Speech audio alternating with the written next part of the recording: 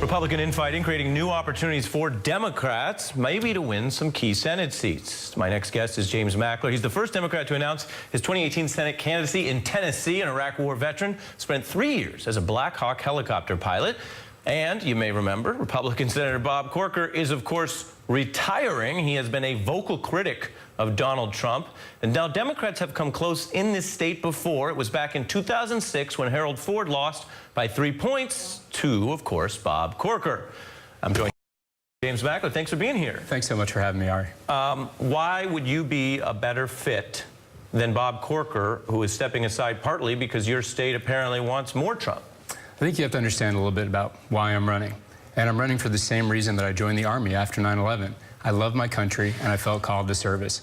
After our country was attacked on 9/11, I left the law practice, joined the Army, and became a combat helicopter pilot.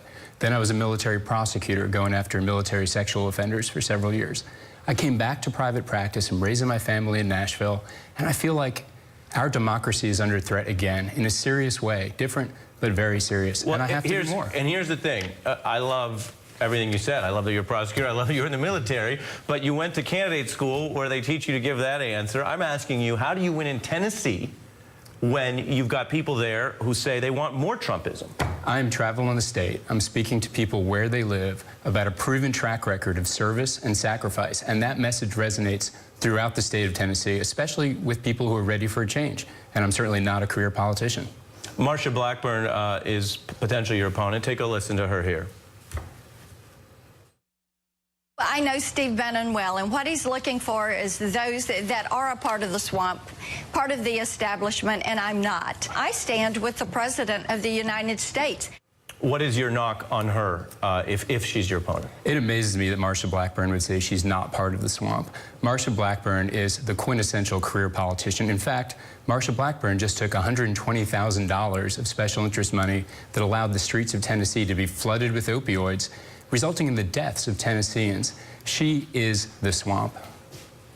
I read that your wife is a rabbi. That's right. Your kids go to a Jewish school. Correct. But I read that they've been evacuated because of bomb threats. Is this an issue in Tennessee? Is this going to affect your candidacy? Well, I don't believe being Jewish will affect my candidacy at all. The people of Tennessee are an open, welcoming people. Certainly, a lot of Tennesseans believe very strongly in their faith and certainly want a candidate who himself is guided by his faith, which I am. When my kids' school was evacuated, that just reminded me of where we get when we become so tribal and so divided. The same things I saw in Iraq. Yeah.